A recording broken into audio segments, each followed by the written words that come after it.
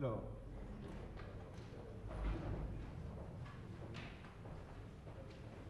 messieurs les officiers généraux, mesdames et messieurs les officiers supérieurs, monsieur le secrétaire général, chers collègues, donc je m'appelle Florian Pillard et je suis chercheur à l'IRSEM. On a déjà parlé plusieurs fois de l'IRSEM. Je suis l'un des deux chercheurs géographes de l'IRSEM et j'ai l'honneur de présider cette seconde table ronde qui s'attachera à analyser la place de la connaissance géographique dans les opérations militaires. Cette connaissance géographique, on l'a déjà dit, elle n'est pas accessoire et on pourrait tout à fait assimiler l'histoire de la structuration de la discipline géographique à une lente mais certaine prise en compte du terrain, de sa complexité, de sa rugosité comme base pour l'action.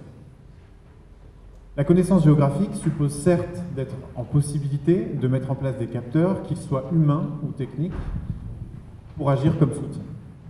Le mot n'est donc pas à prendre à la légère, puisque si le soutien n'assure pas sa fonction, le terrain peut bien vite devenir une contrainte telle qu'elle peut déterminer la réussite des opérations, rappelant que l'une des fonctions majeures de la géographie militaire est sinon de s'affranchir des déterminations spatiales, du moins de les neutraliser, voire d'en faire des forces.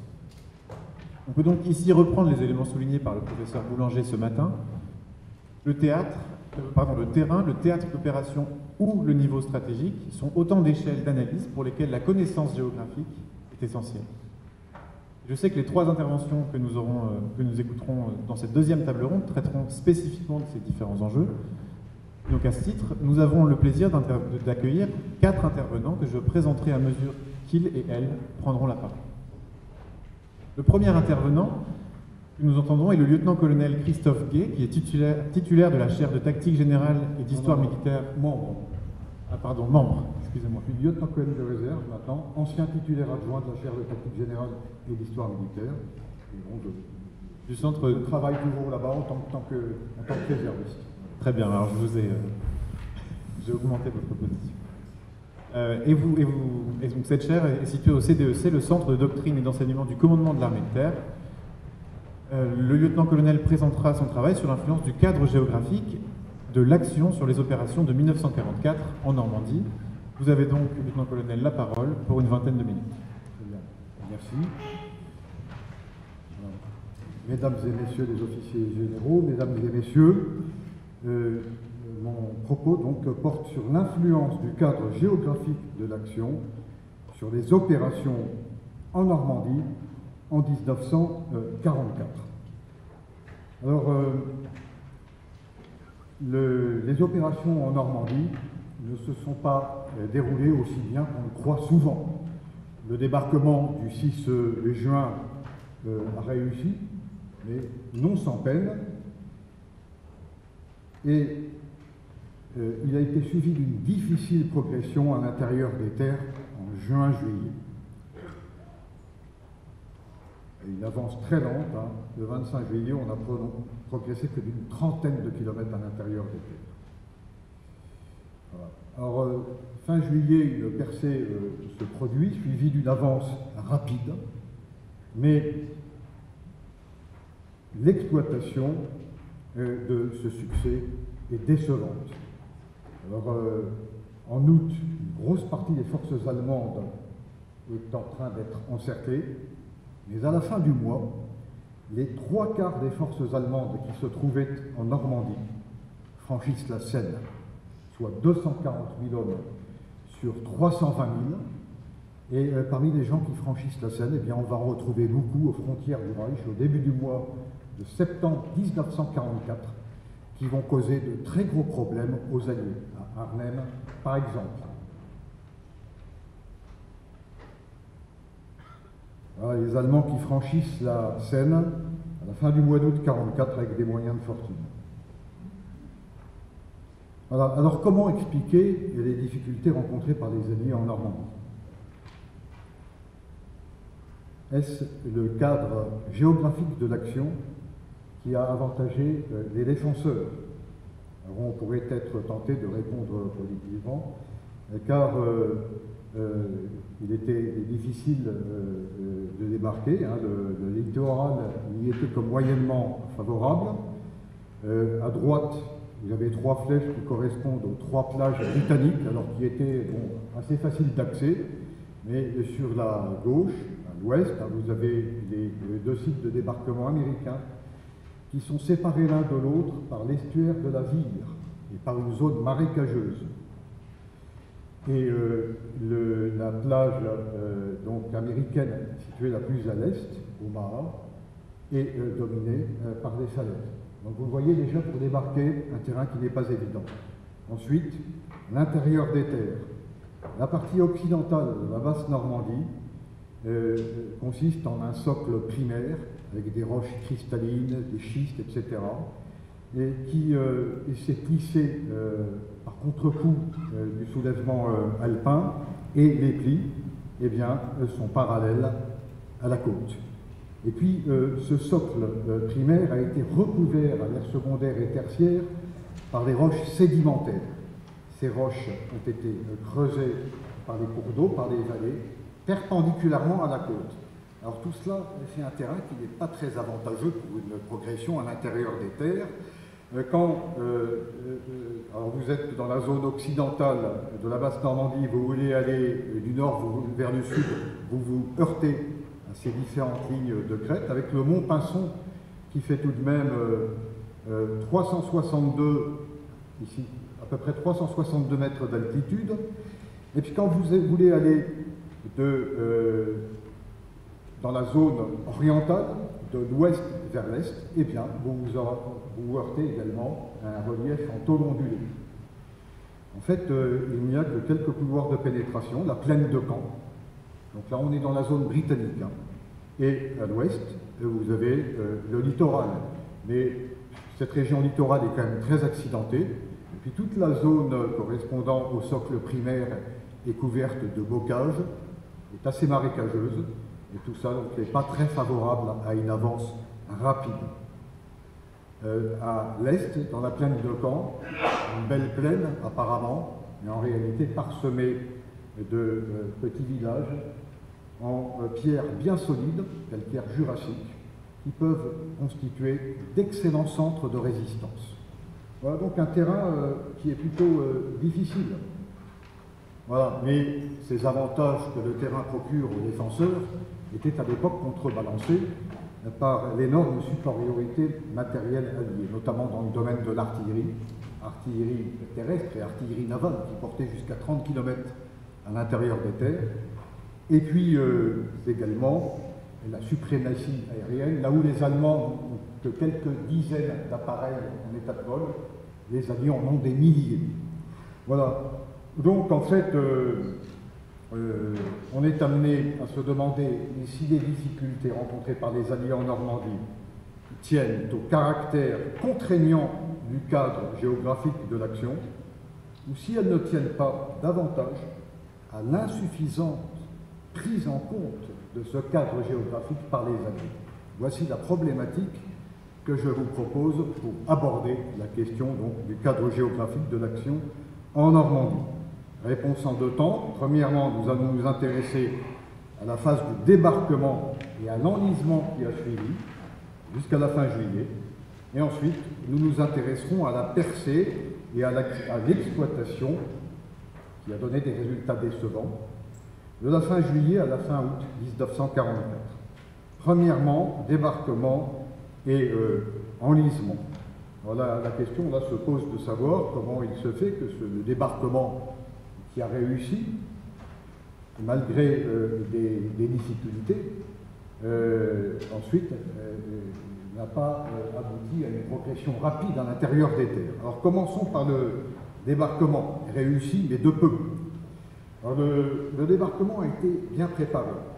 Le terrain a été pris en compte de manière minutieuse par les officiers chargés des opérations au niveau de l'état-major interallié. On a tout d'abord choisi pour débarquer la baie de Seine, alors qui est éloignée, qui est distante de l'Angleterre de 150 km à peu près. C'est beaucoup moins commode que de débarquer dans le Pas-de-Calais. Simplement, vous le savez, les ports étaient solidement tenus par les Allemands. C'est la raison pour laquelle les Alliés ont choisi de débarquer sur des plages. Et les plages les plus grandes et les mieux abritées du littoral normand se trouvent en baie de Seine. C'est la raison pour laquelle on a choisi donc ce site. Alors dans un premier temps, les Alliés prévoyaient de débarquer 3 divisions sur 3 plages différentes, mais après le désastre d'Anzio, du débarquement d'Anzio en Italie, janvier 1944, où les divisions alliées sont coincées dans une étroite tête de pont par les Allemands, eh bien, on décide d'élargir la zone de débarquement pour pouvoir donc débarquer et déployer tout de suite le maximum de divisions afin d'inverser tout de suite le rapport des forces. Donc, on passe à une zone de débarquement qui fait près de 80 km de front, le petit croquis de droite. Alors, cette zone présente des vulnérabilités que je vous ai présentées à l'instant, c'est-à-dire qu'en fait, la partie américaine est coupée par la Vire. En plus, vous avez les falaises qui dominent la plage d'Omaha, etc. Donc, des inconvénients, mais on essaye d'y pallier en prenant différentes mesures. On rajoute, pour couvrir le dispositif de débarquement, une division aéroportée de plus à l'ouest de la zone du débarquement. Par ailleurs, des bombardements dès avant le débarquement sont entrepris pour isoler la Normandie du reste de la France. Et des diversions sont effectuées aussi, ces fameux plans fortitude, un plan d'intoxication, on parle de déception maintenant, destiné à faire croire que les Alliés débarqueront dans le Pas-de-Calais. Voilà, tout cela pour retarder l'arrivée des renforts allemands et permettre que le rapport des forces donc, soit tout de suite favorable aux Alliés.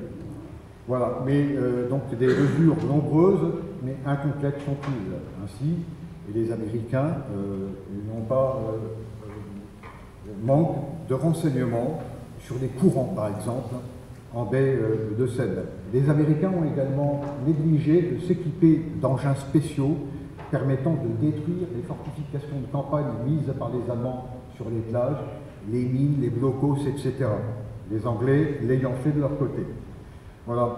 Alors, malgré tous ces préparatifs, et du fait des quelques lacunes que je viens d'exposer, eh bien de graves problèmes surviennent, comme la perturbation annoncée le 3 juin pour les jours suivants.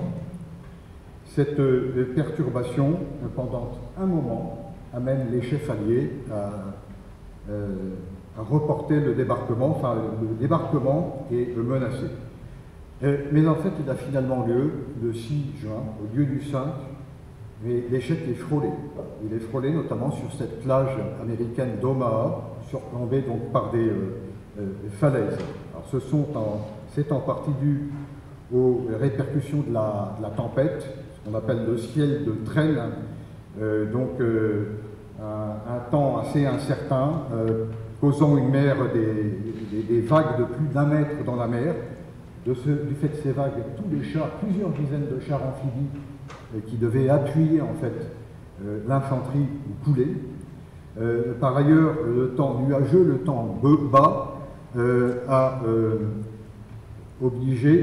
fait que les bombardiers ont manqué leurs objectifs à l'intérieur des terres. De plus, des courants imprévus ont fait dévier les barges d'assaut de plusieurs centaines de mètres et les unités ne se sont pas trouvées au bon endroit. Tout cela fait que les forces débarquées ont été immobilisées sur les plages. Et comme elles manquaient d'engins spéciaux, tels que ceux dont disposaient les Britanniques, elles n'ont pas réussi à déboucher. Si bien que quelques compagnies allemandes, bien appuyées, auraient pu anéantir les forces américaines débarquées à Omaha. Et dans ce cas-là, et on avait commencé à l'anticiper au niveau du commandement allié, était prévu donc le détournement de la force O débarquant à Omaha sur la plage de Utah, ce qui aurait eu de très fâcheuses conséquences, puisque les forces alliées, on aurait eu plusieurs têtes de pont que les Allemands auraient pu plus facilement réduire. Voilà, en fait les différents problèmes sont tout de même résolus grâce à la station météo alliée bien placée du côté du Groenland, et qui permet de réaliser que la dépression va rapidement passer, la perturbation, pardon. Donc le débarquement est maintenu. Et puis quant au renfort allemand, eh bien, ils n'interviennent finalement pas à Omaha, grâce à des diversions réussies à l'ouest, à des faux largués de parachutistes. Enfin, on largue des mannequins, les Allemands pensent que ce sont des vrais paras et envoient leurs forces en direction de l'ouest. Et puis finalement, ces forces font demi-tour et vont vers les plages britanniques, où la situation tourne mal, car les Britanniques, avec leurs engins spéciaux, ont réussi à percer les défenses allemandes.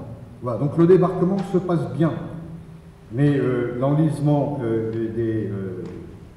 des opérations ne s'enlise pas moins à l'intérieur des terres.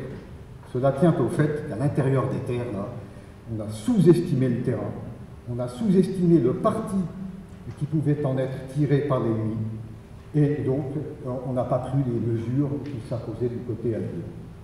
Alors c'est vrai, du blocage, en fait, on pense que les Allemands, après le débarquement, vont se replier assez rapidement.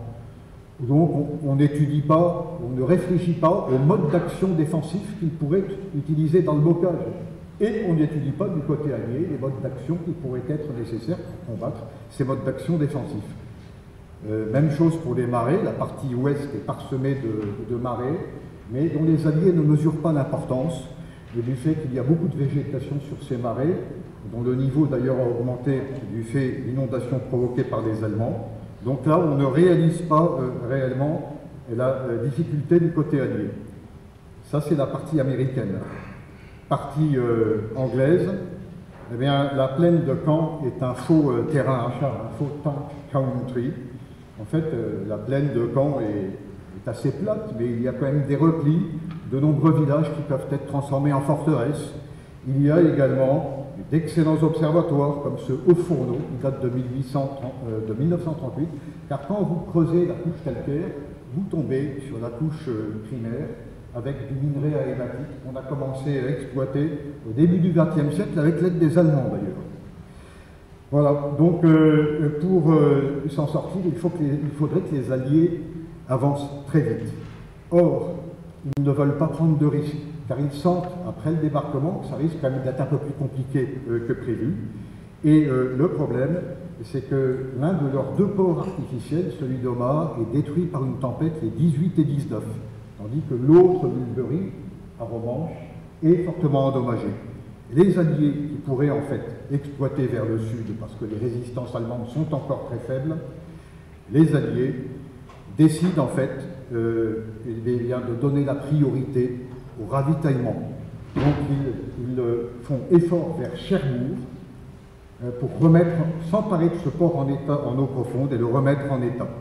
Cela laisse le temps aux Allemands d'articuler leur défense dans la profondeur, et du coup, la progression vers le sud devient extrêmement difficile quand elle est relancée au début du mois de juillet. 20 jours pour parcourir une vingtaine de kilomètres, avec un matériel en partie inadapté. Les chars américains, par exemple, ne peuvent pas percer, ne peuvent pas rompre les... En plus, dans ce terrain complexe, bocage, marécage, il faudrait une coopération interarmes très étroite. Or, les moyens manquent. Les fantassins et les tanquistes n'ont pas des postes radio fonctionnant sur les mêmes fréquences, pas de liaison air-sol efficace, donc l'appui aérien est insuffisant. Voilà. Alors, avec un peu de temps, et les Alliés s'en sortent, ils font un important effort d'adaptation. Les chars Sherman sont équipés de socs de charrue à l'avant du char. C'est une innovation qui vient d'un sergent américain, et ça permet de défoncer les haies. Cette photo en témoigne. Si vous suivez les traces des chars, vous voyez qu'elles mènent à des haies percées. Voilà, développement de la coopération interarmes. À l'arrière des chars, on place des téléphones, ce qui permet aux fantassins de communiquer avec les chefs de char. On met dans les chars des officiers d'aviation avec des postes radio, donc on peut avoir un appui rapide. Tout ceci permet de percer, permet la réussite de l'opération Cobra le 25-26 juillet 1944. Alors, cette percée est favorisée par la poursuite des bombardements aériens destinés à isoler la Normandie. Le pont de Tours est détruit le 17 juillet 1944, si bien que la logistique de la 7e armée allemande, en haut à gauche, doit passer par la zone d'action de la 5e armée. et arrive finalement au compte-gouttes. Du coup, les Allemands manquent de carburant. Des unités, dont des compagnies de charpentiers, c'est quand même un atout important pour les Allemands, tombent en panne.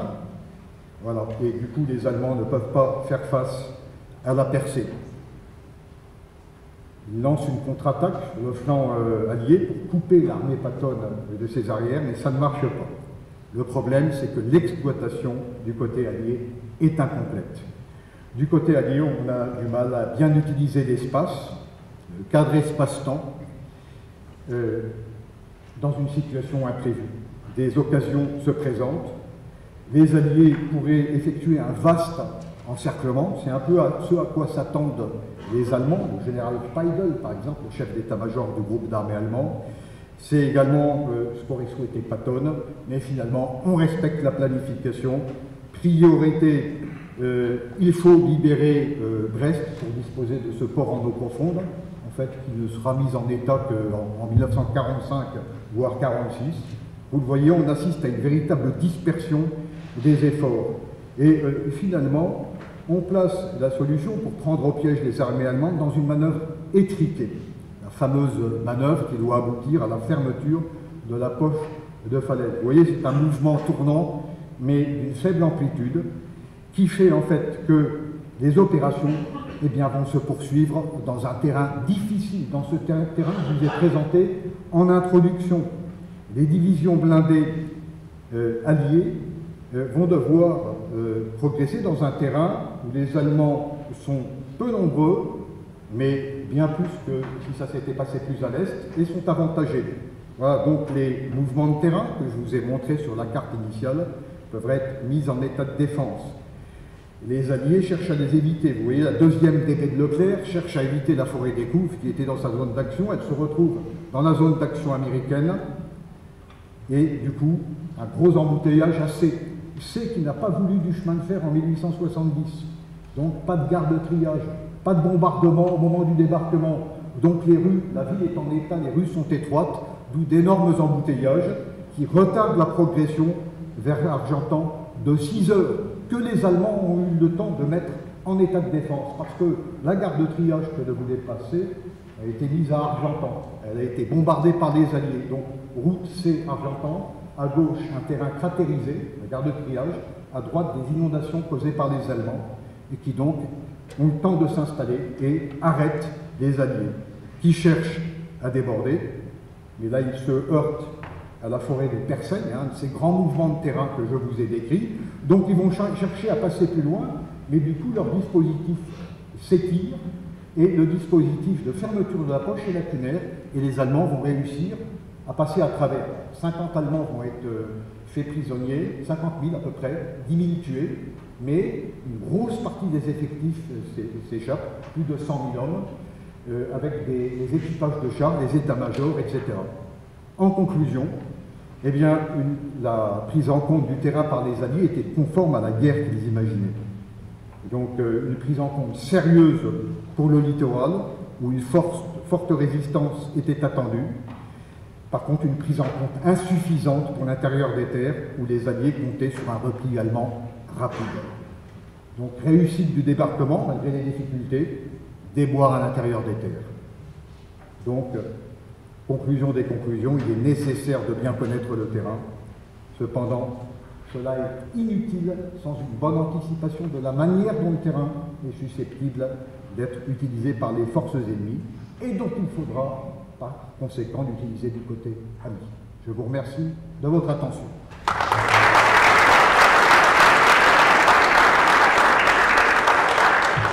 Merci beaucoup, colonel, pour cette intervention. Merci d'avoir respecté le temps. Je vous propose qu'on prenne les questions à la fin de toutes les interventions, comme ça on prendra une salle qui permettra d'avoir une discussion plus clinique.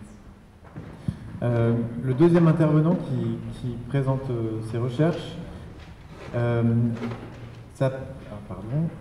s'appelle, c'est un lieutenant-colonel et docteur Alexander Michael Henn, et chef de section du soutien géospatial au grand quartier général des puissances alliées en Europe, aussi appelé Supreme Headquarter Allied Power Europe de l'OTAN.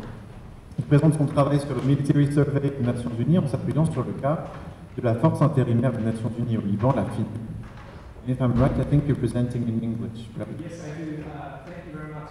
Alors, Monsieur le Président, Monsieur le Secrétaire Général, Monsieur le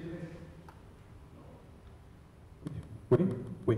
Monsieur le Président, Monsieur le Secrétaire Général, mon colonel, Monsieur le Professeur Boulanger, les officiers, Mesdames et Messieurs. Alors, c'est une grande honneur d'être ici et d'être invité, présenté dans cet lieu magnifique.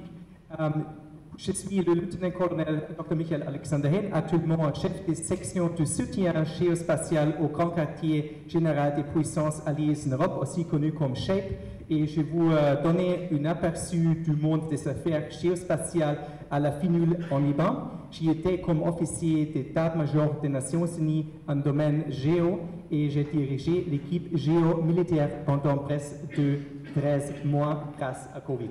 Oui. Alors, veuillez, s'il vous plaît, m'excuser de changer à l'anglais maintenant.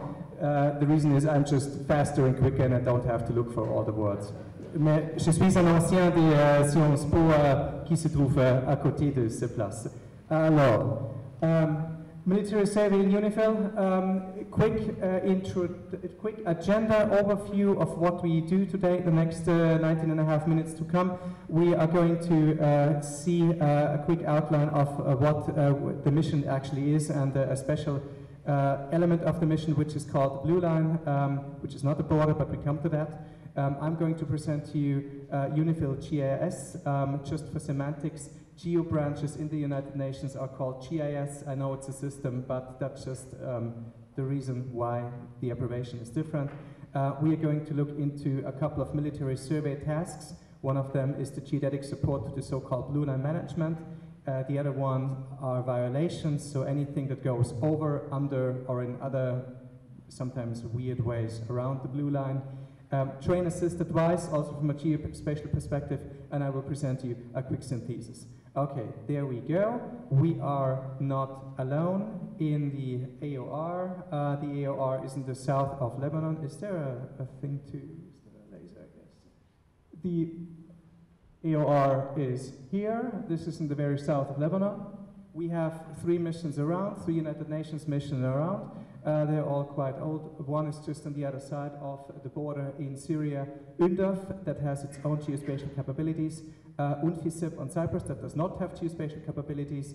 UNIFIL, of course, that's the biggest one with the biggest geospatial department. And UNSO, that has co-located to UNIFIL a department that's called OGL Group of Lebanon. This is an old observer group dating from the 1940s. Since they're co-located, we supported them geospatially. This is the AOR in like a rather generic map. It's small and it's full. There are lots of battalions. There are 9 battalions aggregated to 2 multinational brigades and headquarters in Nakura, right at the coastline. There. And this is a division level headquarters. In addition, there are Lebanese forces, there are militias of all kinds. I don't want to go much into detail here, and a lot of other special and not so specialized forces that can keep someone quite busy, especially when nobody wears uniforms and people walk around in all sorts of sports equipment and stuff. And we have the Navy. Since UNIFIL 2, 2006, the Navy came in, and that adds a whole other different dimension. The blue line, as you can see, is the blue line south of the area of operation. No big surprise, this is the blue line. Okay, let's go. What is the blue line composed of? Well, first of all, when the blue line was drafted in the year 2000, after the Israeli announcement that Israel would vacate South Lebanon, it's a map. Not surprisingly, geographers make maps, and that's a map.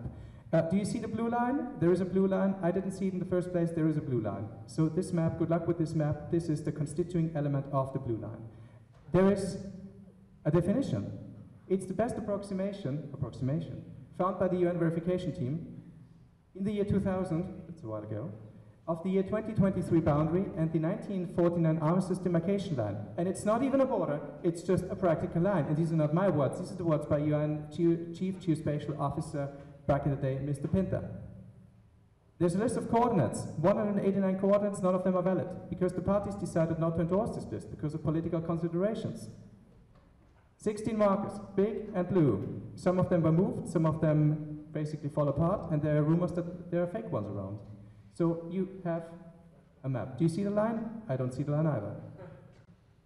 So, but the line is there. There's an electronic blue line, but the electronic blue line was composed afterwards. So it was composed after only 6 weeks that were left for Mr. Pinter and his team to compose the blue line, because this was the time frame that the politicians have left them. In the end of the day, this is definitely not enough time to do thorough field work in a way that geodesists would do under any circumstances. So the electronic blue line that was spit out and that is somewhere on this terrible, terrible map is there, and it was composed by the geographers in UNIFIL basically after the fieldwork phase and after the verification phase was finished, and it was never supposed to be disseminated. So, and that's it. That's what the blue line was from 2000 to 2006. The war came in 2006 in May, June, the Hezbollah Israeli, so-called Second Lebanese War, and Major General Pellegrini had enough. He said, we have to do something about it, so let's mark the blue line. What can you do with this? With the map? No way. So they had to use the electronic blue line, and it has 741 vertices. The result is that it is not endorsed by the parties, and there is just a non-paper from 2007 saying you can use the blue line as long as you want to use it for marking. Bottom line, the work of UNIFIL GIS is to make sense of this very, very confusing situation on the ground, and it is a perfect example of the absence of proper geospatial support that has led to an incredible layer of tactical, operational, and even strategic challenges that pop up usually in a manner that is just chaotic. That's an example of how the blue line was erected in the first place in 2006. These were called unilateral bells because the United Nations decided to go ahead without consulting the parties. You can imagine that afterwards we had the war of coordinates. What is the branch doing? Like every decent geo branch, it has functions and projects. And just to familiarize you, there are some maps. This is always the same in all the missions you might go. The unique thing about this one is that UNIFIL GIS takes part in the Blue Line marking project, which is a big management task and involves a lot of surveying in the field down at the border, because we cannot call it a border, to the Israeli side. There are also a lot of other military field surveys, as there is a survey capability built in this branch. The background expertise is provided to every possible and impossible case that would involve locations. Panels and photogrammic services can be offered. This came handy when Beirut port blew up. That pint was also on us. And of course, we did a lot to participate in education and training. Something unique about this mission is the UNIFIL Situation Awareness Toolbox, where COTS technology available from Esri was used in order to build a toolkit comprising about 100 web apps. That is where the mission can be enabled geospatially to suck up geospatial information that is around all the different departments, from medical to logistics to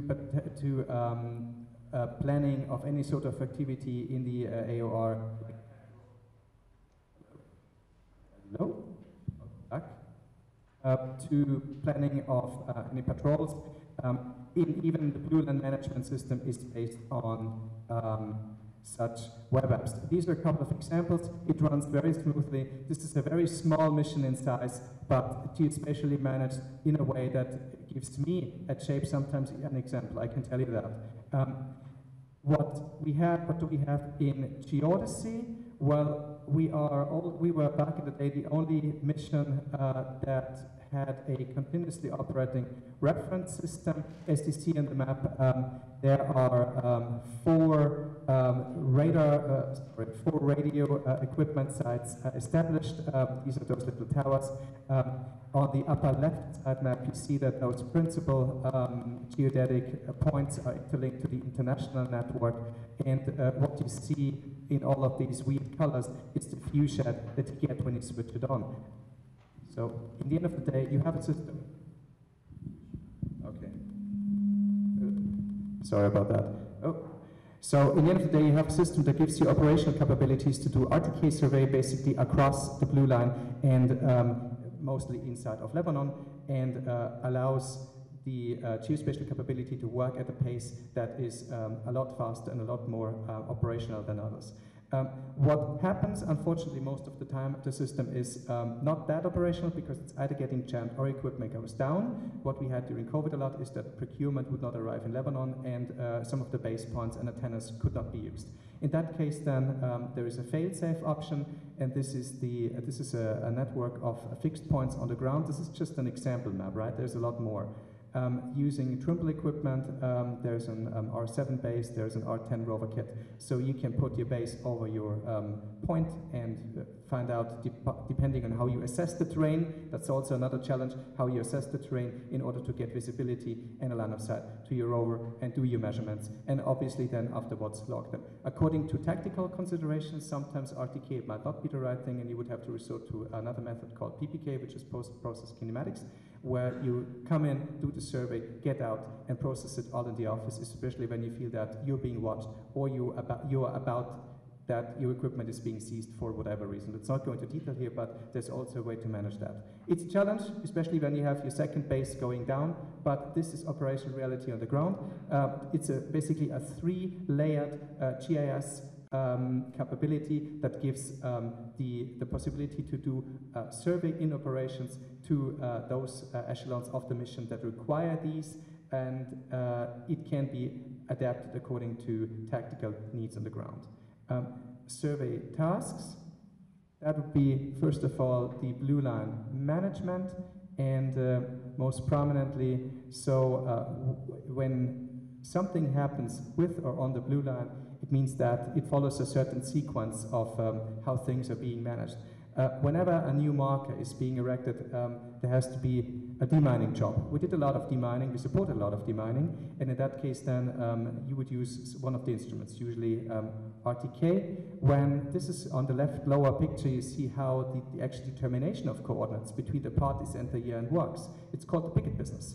3 parties, 3 pickets. You can stake them out and you can remeasure them. There's a certain way to do this, but it's a lot of pickets in a lot of places, and the challenge is how to set up the system in a way that gives you at that very moment in time when you needed the coordinates and the connectivity to stake out or to measure. On the lower right side, you see how it is done and how a barycentric point is being calculated. Then construction. Construction involves another series of measurements, and verification. You can't believe how much verification is being done. The parties do not trust each other. The tactical becomes strategic and the strategic becomes tactical all day long. This means that any point, any barrel, any erected barrel, we have 300 barrels for the time being, has to be verified regularly. This is how it's done. Well, base up the barrel and you push a button and it does its job. Incident measurements. The blue line is surprisingly the blue line. So things happen very close to this line, and incidents are being highly politicized and exploited by political considerations and propaganda on both sides.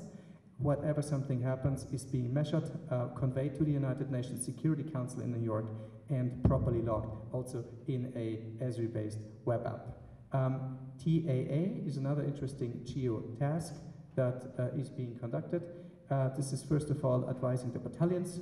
What you see in red is the Israeli technical fence south of the blue line, and the battalions that are coming in new are not so much informed that there is actually a line that is not the technical fence. The fence is what you see in terrain because it's a structure, and the line is something that you don't see because only half of the line is actually marked by barrels. And newly incoming battalions do not know about these things and need some sort of geo-int or terrain analysis advisory. Yeah, sorry about this green thing. That's a screenshot from Lebanese national television, and that's exactly what you see here in blue and in red. In red is the old assumed 1923 boundary line, and the blue line in red. And you see that in some cases it does not match together. That's where the parties have so-called reservations. Okay, synthesis.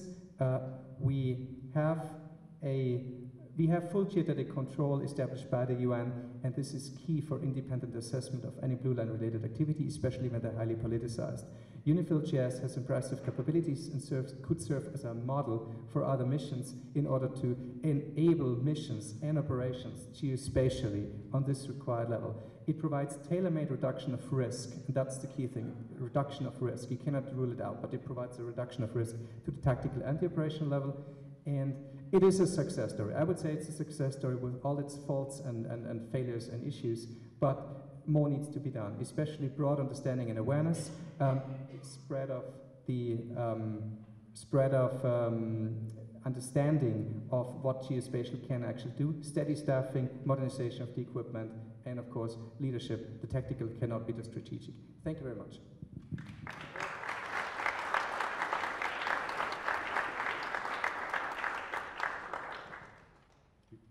Thank you very much. Merci beaucoup. Il vous restait 5 minutes pour parler. Donc, oui, si jamais vous avez des choses à ajouter, c'est encore possible. Dans le cas contraire, on va directement passer à la présentation suivante. Une présentation qui sera menée par Alain Zumsteg, qui est directeur des programmes et appui des politiques publiques à l'Institut national de l'information géographique et forestière, et le chef d'escadron Isabelle Messa, qui, elle, appartient au BGOM, le Bureau géographique, hydrographique, océanographique et météorologie. Je vous laisse la parole pour 20 minutes. Là, voilà, parfait.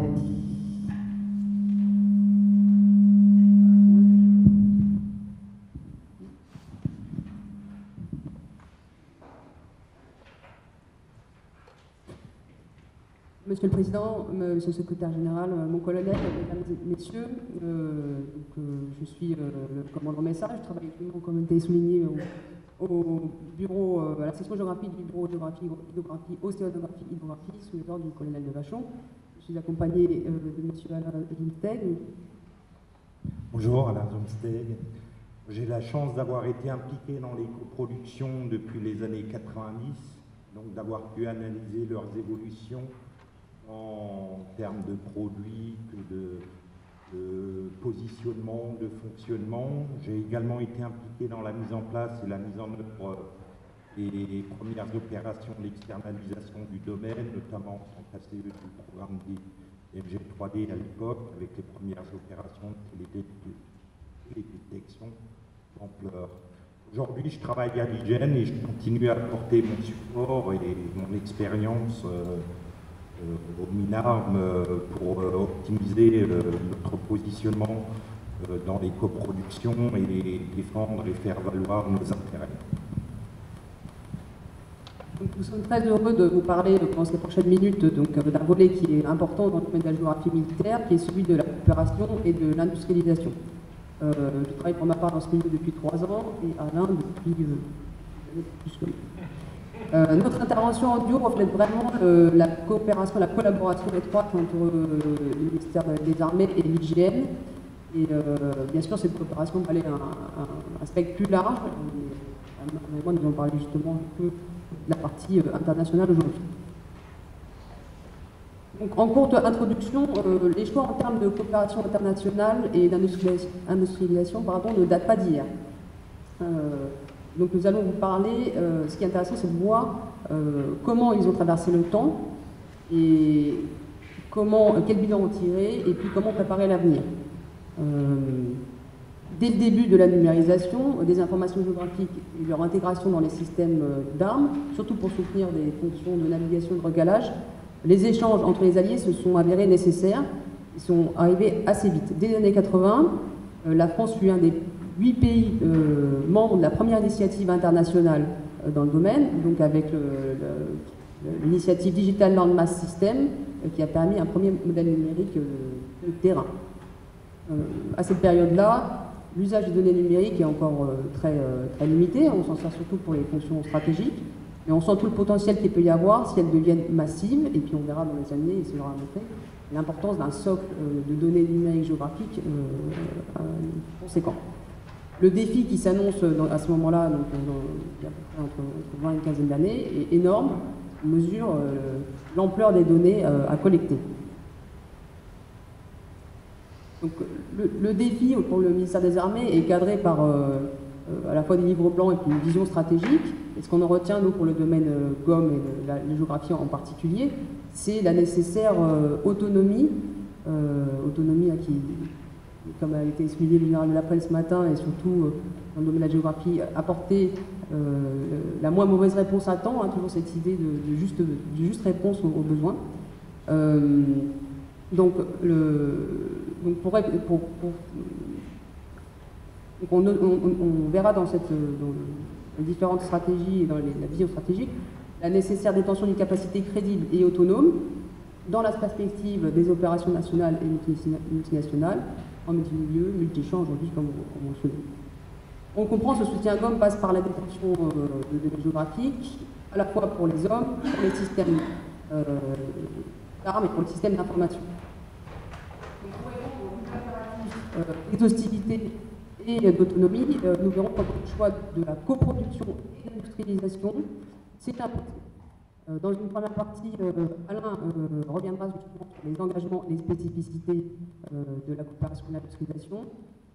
J'évoquerai dans une deuxième partie les bénéfices directs mais aussi indirects.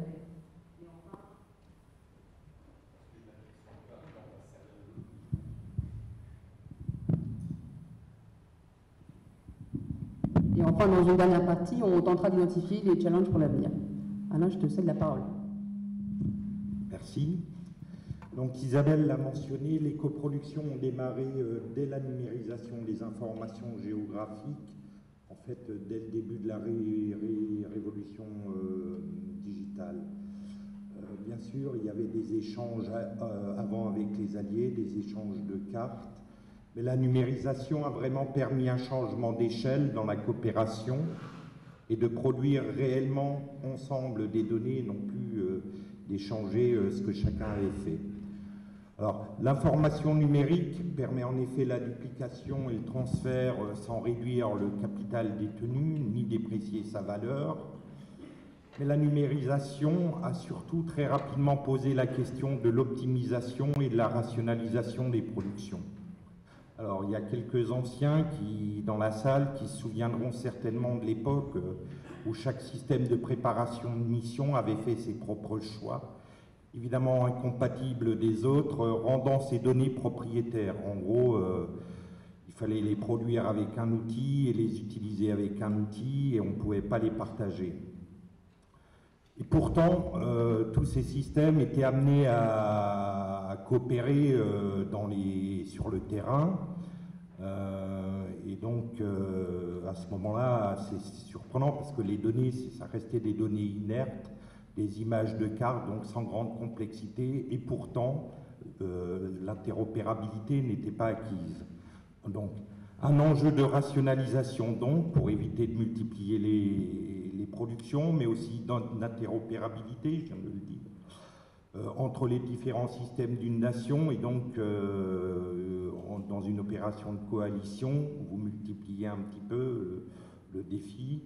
Donc très rapidement, ça a amené à coopérer déjà techniquement pour faire des choix communs.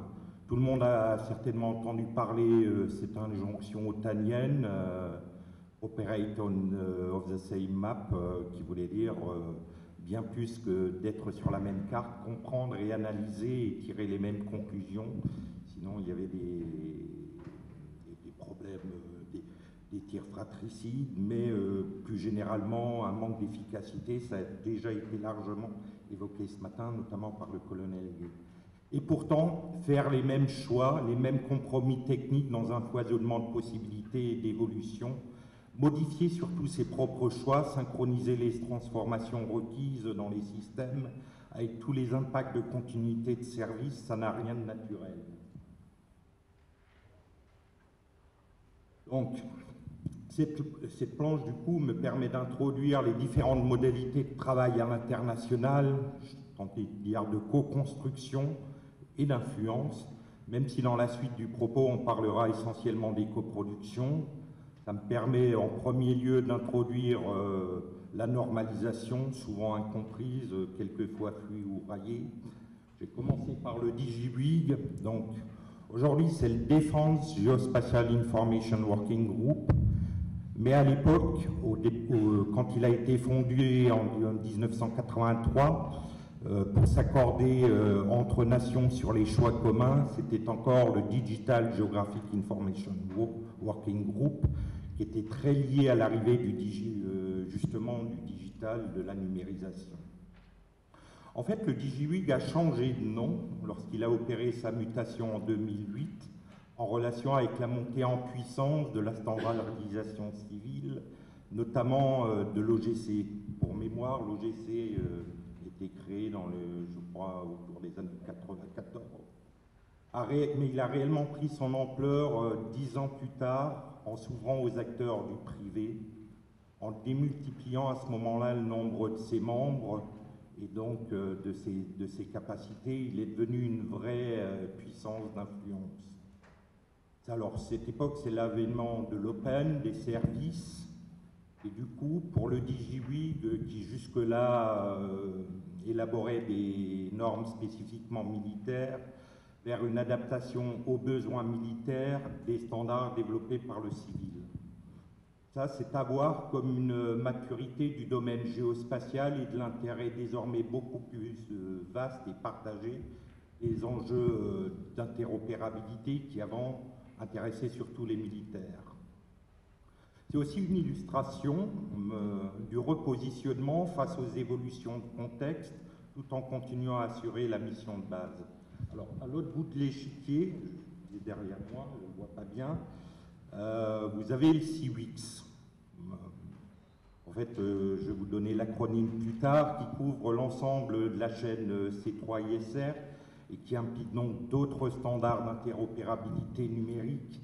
Si j'en parle, en fait, c'est parce que, d'une part, on y participe, mais surtout parce qu'on y retrouve des clés de succès indispensables une fois que les informations sont faites pour permettre l'appropriation. Il y a des tests, des exercices d'interopérabilité, des expérimentations, des mises en situation, des entraînements, de l'information. Voilà, on forme les gens aussi, de la communication, mais quelle vitrine également et quel champ de retour d'expérience. Bon, au milieu, là, ça me concerne un peu plus, au milieu du sandwich, le meilleur pour la fin, le nerf de la guerre, c'est quand même les informations à la base de la connaissance. Donc, il y avait à l'origine des données sans standard, il y avait malheureusement aussi des standards sans données. Donc, si la normalisation définit des boîtes, en fait, formaliser le contenu relève des coproductions. C'est là qu'on analyse un petit peu les besoins communs et qu'on les traduit en exigences et en spécifications de production. Alors, vous voyez là au milieu, là, les petites boules, ça illustre en fait les différentes coproductions en cours. Je ne parle plus de celles du passé. Tout impliqué dans la compréhension du terrain d'intervention, comme l'a souligné le professeur Boulanger. En fait, les informations sont... Pardon, je ce que j'ai devant les yeux. Alors, on a la première, la plus ancienne, MGCP, la plus ancienne de celle qui a toujours cours, consiste à créer des bases de données vecteurs de niveau 2, c'est l'échelle équivalente du 50 millième. C'est entré en vigueur en 2006, ça regroupe 32 nations. On y a une implication technique très forte, une implication en production très forte aussi. On en retire une influence très forte et un accès total aux données. Ensuite, vous avez T-Rex. Il s'agit de produire un modèle numérique d'élévation de niveau 3, de résolution de 10 mètres à peu près. Entré en vigueur en 2016, 32 nations aussi, pas les mêmes exactement. Une implication technique moyenne de notre part, une implication en production forte, une influence moyenne mais un accès total. MUVD, là il s'agit de constituer des bases de données vecteurs de niveau urbain, l'échelle équivalente au 5 millième, entrée en vigueur en 2020, 17 nations, également une implication technique très forte de notre part, une implication en production forte, une influence forte et un accès total. IPHG, programme de base de données de géographie humaine, donc entrée en vigueur en 2020 aussi, 14 nations. C'est un peu nouveau, Implication technique plus faible, implication en production normale, influence normale, accès limité. Pour l'instant, on regarde. En fait, ça me permet aussi d'illustrer en passant que les informations géographiques ne sont pas une couche unique ni statique, telle qu'on pourrait le penser avec les déclinaisons de cartes papier. Il s'agit au contraire de différentes données spécialisées qui décrivent chacune une facette de notre monde, et surtout, ça implique des technologies de recueil et de traitement très différentes. Ah, non, c'est toujours moi. Alors, cette nouvelle planche, pour parler de nos principales spécificités, qui sont quand même l'application systématique du tissu industriel, le retour à la sous-traitance, et la conservation de la maîtrise complète de l'ensemble des processus de production. En fait, il faut savoir que l'objet d'une coproduction, au-delà de la seule production de données, est aussi de renforcer une fédération de pays alliés et d'accroître l'interopérabilité en travaillant ensemble sur les contenus communs. Mais tous nos partenaires n'ont cependant pas les mêmes niveaux d'implication, quelquefois seulement avec quelques opérateurs en interne. Peu de pays ont par exemple systématisé le retour à l'externalisation et beaucoup ont sacrifié l'indépendance de leurs sources et de leur traitement, se rendant un peu dépendants des Américains. Alors, je vais faire un tout petit point un petit peu historique pour montrer que le choix de l'industrialisation n'est pas...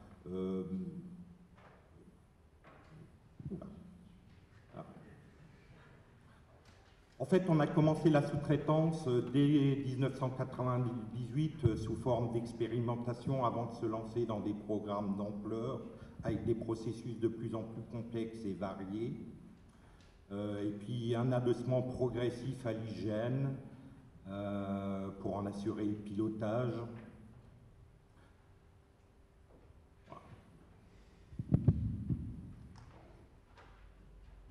Donc je vais parler maintenant de voir avec vous à quel point cette stratégie a pu être payante. Comme j'ai un débit de parole un peu plus rapide que celui d'Alain, je vais un peu rattraper le temps. Alors, comment mesurer les effets d'une stratégie? Le plus simple encore, c'est de voir son efficacité à l'aune de nos engagements opérationnels dans un premier temps, mais aussi de voir quels bénéfices indirects on a pu en tirer au niveau national. À l'aune de nos engagements opérationnels, donc je vais prendre 3 exemples dans l'ordre chronologique et je vais prendre juste le côté acquisition de données pour ces opérations et pas forcément l'exploitation des données derrière. En ce qui concerne la Libye, donc avec l'opération Harmattan en 2011, initialement on avait très peu, la France n'avait pas produit de données numériques sur ces zones-là. En revanche, nous étions engagés sur le programme MGCP depuis 3 années à ce moment-là, et nous avons bénéficié du coup de ce levier de coproduction grâce aux données qu'avaient produit les Allemands. Et donc sur un pays qui faisait 3 fois la France, on a pu avoir des informations sur toute la bande côtière et produire rapidement un ensemble de produits avec ces données et les fournir aux forces. Donc ça, c'était une première concrétisation de la coopération au niveau opérationnel. Deuxième exemple, c'est la BSS. Alors là, c'est différent. C'est différent. Dans la BSS, c'est la zone qu'on a choisi de produire. Donc la France apporte au panier des coopérations, de la coopération MGCP des données sur la BSS. Donc c'est intéressant pour nous parce qu'on peut aussi on peut partager, on bénéficie et on maîtrise le rythme de la production de ces données, mais on peut aussi les partager avec d'autres partenaires qui ne seraient pas dans les coproductions.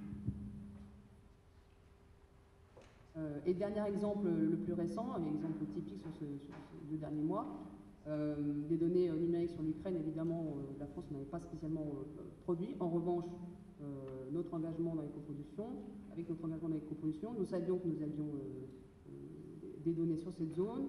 Et puis, au-delà de la récupération des données, on a pu voir la mise en mouvement de cette coopération, une remise à jour de certains produits, une production de produits dérivés à partir des données très rapide, donc une mobilisation de la communauté la communauté de coproducteurs très forte avec des efforts mis en commun pour répondre aux besoins opérationnels. Donc là, rapidement, vous avez par exemple ce que ça veut dire une coopération, la multitude d'acteurs et de zones et de répartition de zones. Donc je ne vais pas étendre plus que ça, mais sur le MGCP, voilà, c'est quand même une coproduction, c'est un défi de coordination. Et après, c'est aussi de l'efficacité. Donc là, sur le projet T-Rex, vous allez voir en quelques années la couverture de données qui a été exponentielle. Mais au-delà des données, la coproduction, c'est surtout des habitudes de coopération, des approches et une philosophie commune du partage, de la veille technique et aussi une influence française par les capacités et la force qu'on a déployée sur la production grâce à notre pilier industrialisation. Dans les habitudes de coopération, on développe vraiment dans ces coproductions un réseau humain et des réflexes de travail qui nous permettent de réagir assez vite en cas de crise. Deuxième point particulier sur lequel je vais insister, c'est la veille technique. Quand on va voir l'autre, quand on voit ses besoins, quand on voit les façons dont il a d'utiliser ses données, on apprend beaucoup. Donc on arrive avec ce besoin, et on repart aussi avec ceux des autres et avec la compréhension de ce que font les autres. Ça permet aussi de dérisquer certaines maturations en termes de risques techniques ou de nouvelles technologies qu'on pourrait mettre en avant.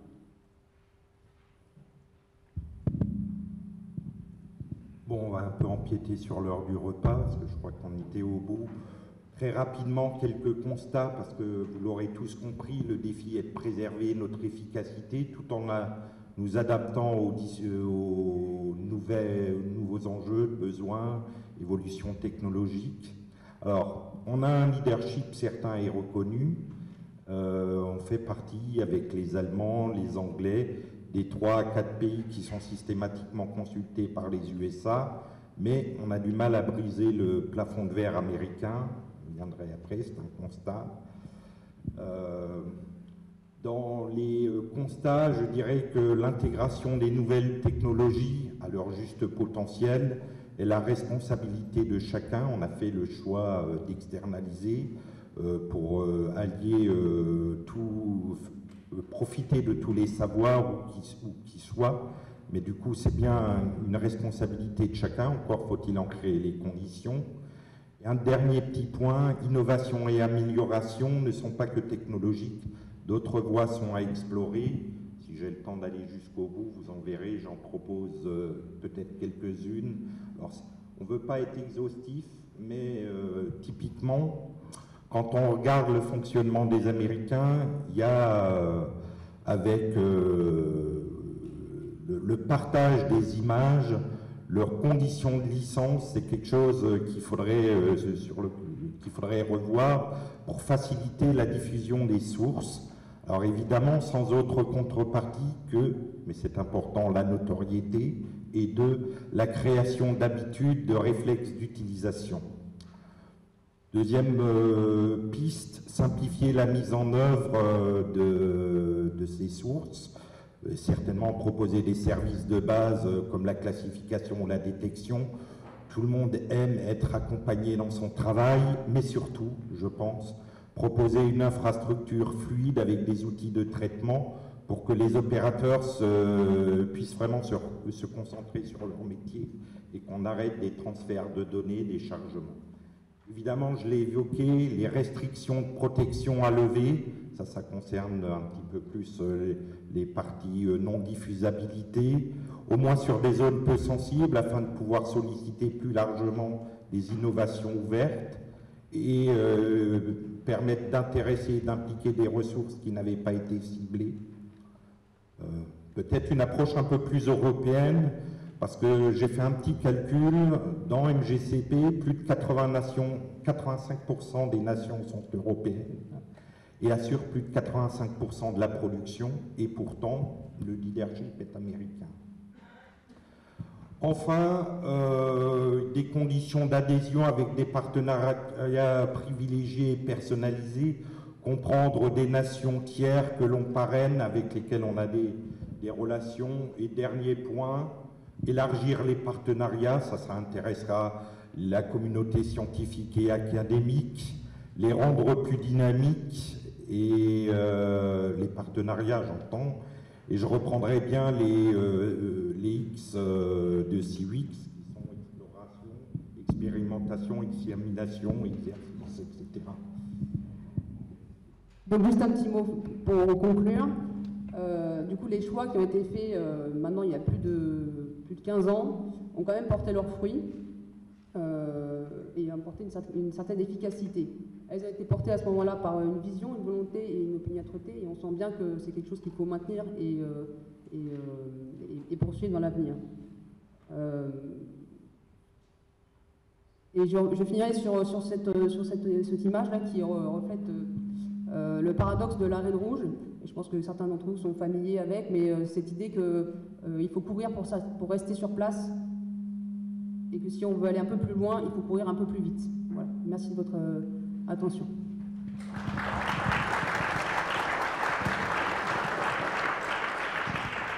Merci beaucoup à tous les trois pour ces interventions. Alors on a peu de temps pour les questions malheureusement, si on ne veut pas être trop en retard pour le déjeuner, mais on va en prendre quelques-unes. Donc les questions sont ouvertes. On a une ici, une deuxième ici. Le micro arrive, madame, juste derrière vous. Bonjour, moi j'ai été un petit peu surprise par la non-signification d'un certain nombre d'acronymes. BSS c'est quoi? PESCO c'est quoi? MGCP c'est quoi en signification pédagogique?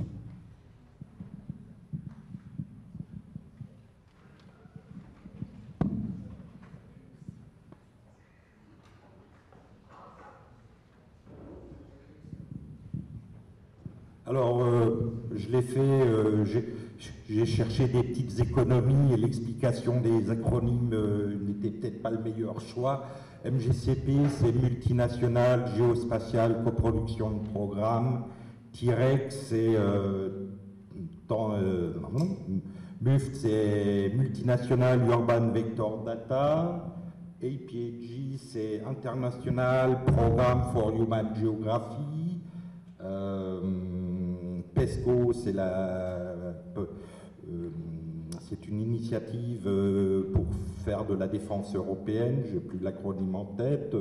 BSS. La bande sahélo-saharienne, c'est toutes aux missions qui ont été menées au Mali, Niger.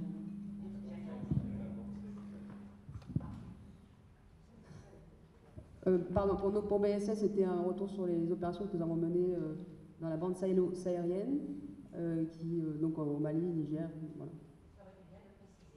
Oui, merci madame. On avait une deuxième question ici.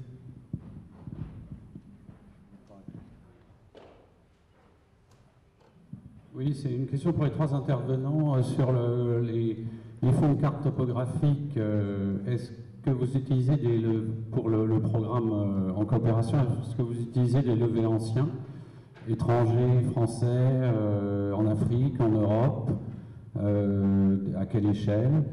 Pour le Conelgué, est-ce que les Américains disposaient bien de la couverture aux 25 millimètres qu'ils avaient établie sur la Normandie? Est-ce que les troupes en disposaient? Et pour le lieutenant-colonel Duchep, did you use the old maps of Lebanon made by the French mandat during 1930. Voilà.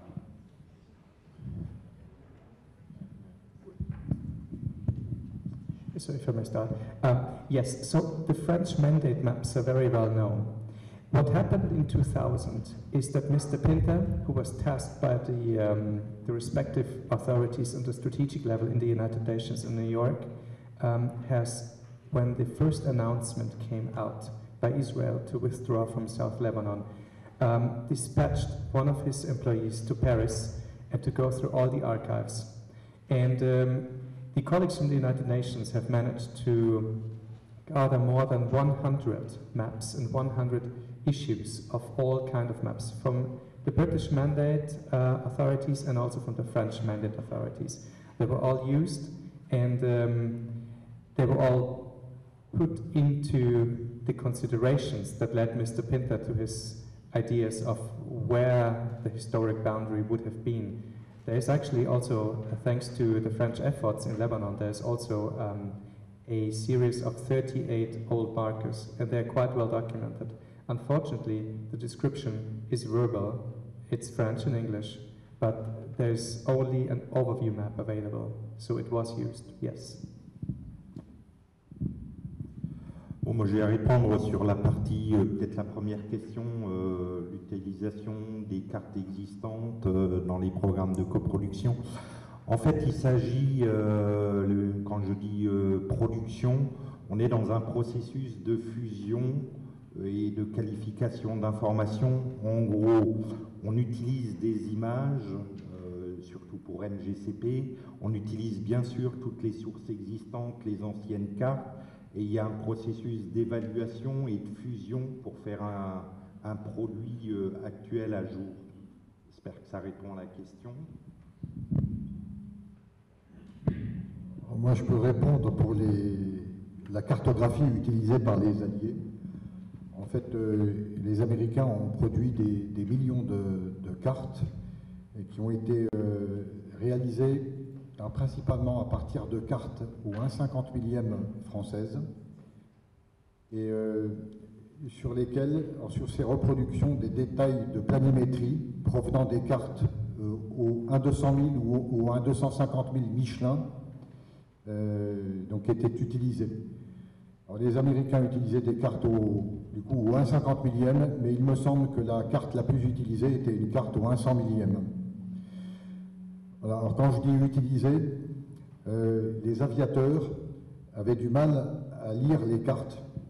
Et donc d'avoir une bonne représentation du terrain, oui, les cartes américaines n'étaient pas mauvaises, c'est une chose, mais encore faut-il savoir l'utiliser. Et donc problème du côté des aviateurs. Du côté des forces terrestres, je crois qu'il y a eu quand même pas mal de problèmes. Hein. Il y a eu dans la plaine de Caen notamment, et je les comprends parce que j'ai fait des reconnaissances pendant lesquelles j'ai fait de graves erreurs topographiques. Les Anglais, les Canadiens ont eu de sérieux problèmes dans cette plaine de Caen où il n'y a pas beaucoup de points de repère. Voilà.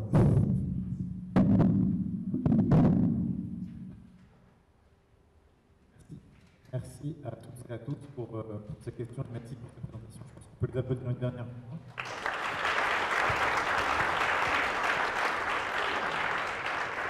Il est donc l'heure d'aller manger. Nous vous retrouvons ici à 14h.